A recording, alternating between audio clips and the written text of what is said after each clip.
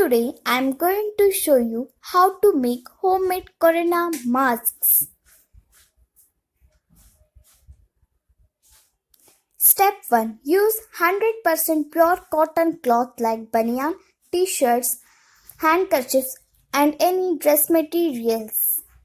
Step 2. Mask should be two-fold, double layer, thick, so as much as we can avoid virus to prevent entering virus. Step 3. Before preparing the mask, boil it 5 to 10 minutes in salt water and wash it. Step 4. We can reuse it but wash using hot water.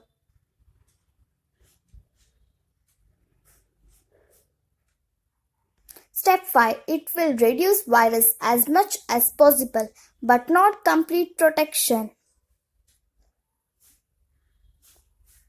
Please like, share and subscribe the video.